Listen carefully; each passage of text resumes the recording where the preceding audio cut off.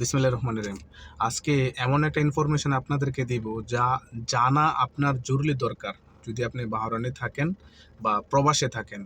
কেননা একটি ভুলের কারণে ১,২০,০০০ টাকা জরিমানা। ২৩ তারিখে এটা ঘটেছে। আসলে কি বলবো বলেন? শুধু খালি নিজের একটু ভুলের কারণে ১,২০,০০০ টাকা এখন জরিমানা দিতে হচ্ছে। এখন ঘটনাটা কি আমি আপনাদেরকে বলি, একদম শর্টকাটে শেষ করে দেব। আমার ভিউ কামানোর কোনো ইচ্ছা নেই ভাই। কারণ আমি ফেসবুকে প্রতি মাসে বা প্রতি মাসে আমি $৩00 থেকে $400 আমি ফেসবুকে পে করি। অর্থাৎ ফেসবুক দিয়ে আমার কোনো ইনকাম করার ইচ্ছা নাই এবং ফেসবুক দিয়ে আমার কোনো ভিউ কামানোর ইচ্ছা নেই। অন্যজন হয়তো এমন কিছু মনে করেন। আসলে বাস্তবে আমি চাই যে আপনাদের এই ভুলগুলো যাতে আপনাদের কাল হয়ে না দাঁড়ায়। ঠিক আছে? এই সামান্য ভুলের কারণে আপনি ওর মতন ১,২০,০০০ টাকার এর চেয়েও বেশি হতে পারতো, এর চেয়ে কমও হতে পারতো। অর্থাৎ এই ভুলগুলা যাতে না হয় এ কারণে আপনাদেরকে আমি একটু সতর্ক করি, বাট একটু কেয়ারফুল থাকেন, একটু সজাগ থাকেন এবং ভিডিওটা শেয়ার করে দিবেন। কারণ আপনার আত্মীয়স্বজন, বন্ধুবান্ধব যদি তারা এখানে থেকে থাকে তারাও কিন্তু এই ঝামেলায় পড়তে পারে। ইভেন এটা বাংলাদেশেও কিন্তু চলছে অহরহ। তো সমস্যাটা কোথায় হচ্ছে আমি বলি, যেই লোকে সবসময় লেনাদেনা করে, যেমন ফেসবুক ফ্লেক্সোলোড দোকান আছে না বাহারানে, অনেক দেখবেন যে ফ্লেক্সোলোড দোকান আছে, তারা মোবাইলে লোড করে বাংলাদেশে টাকা পাঠায়, বিকাশে টাকা পাঠায়। তো এই লোকে সবসময় প্রতিদিন মনে করেন যে লেনদেন করতো খুব, মানে মনে করেন একটা হিউজ পরিমাণে সে লেনদেন করতো। তো তার হোয়াটসঅ্যাপটা কীভাবে জানি হ্যাক হয়ে যায়। আমি জিজ্ঞাসা করলাম যে কীভাবে হোয়াটসঅ্যাপ হ্যাক হয়েছে। উনি বললো যে একটা লিঙ্ক আসছিল, ওই লিঙ্কে আমি ক্লিক করেছি, তারপর থেকে আমার হোয়াটসঅ্যাপটা হ্যাক। কিন্তু আমি বলতে পারি না। এখানে একটা কথা বলে রাখি সতর্ক, যেটা হচ্ছে যদি আপনার ধরেন আপনি ইমো চালান তাহলে ইমোই চালান, হোয়াটসঅ্যাপ চালায়েন না। আবার যদি হোয়াটসঅ্যাপ চালান তাহলে হোয়াটসঅ্যাপ চালান, ইমো চালায়েন না। আর বিশেষ করে ইমো চালায়েন না। ইমোর এটা আবার এটা নিয়ে অন্যদিনে কথা বলবো। তো হোয়াটসঅ্যাপ হচ্ছে এমন একটা সেফটির জায়গা, সেখানে কিন্তু হয়ে যাইতেছে, গড়বড় হয়ে যাচ্ছে।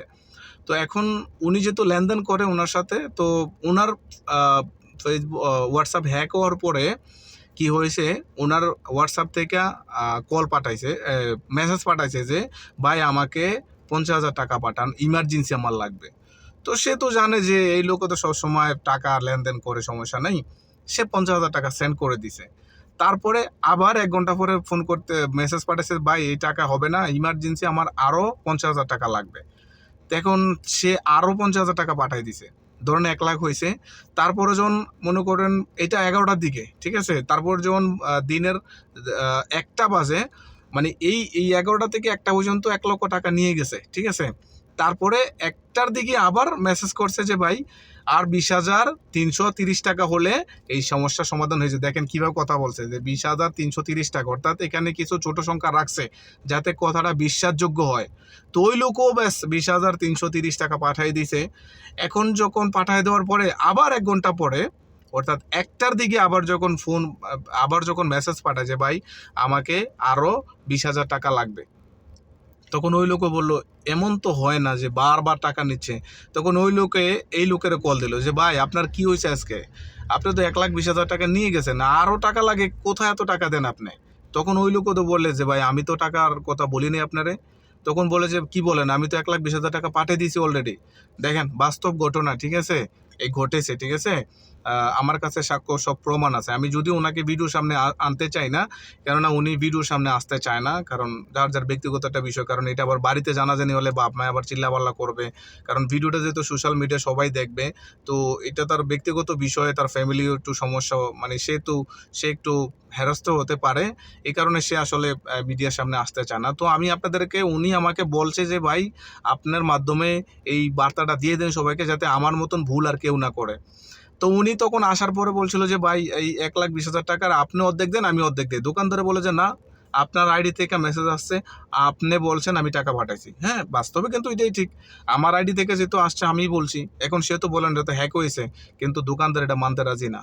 অতএব ভুল হয়ে গেলে আপনার খেসারত দিতে হবে ভাই।